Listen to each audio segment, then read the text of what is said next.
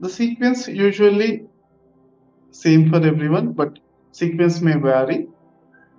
So the sequence happened to me is first master the angle, then I mastered the astral travel happened. Through astral travel, I mastered my fears.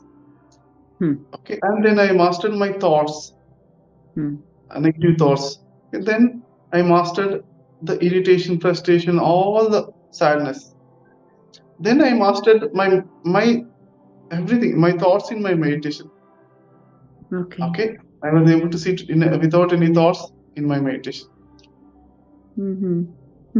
Yeah, and of course, then I got the multi-dimensional reality experiences and parallel universe experience, and then I got the Purnatma experience.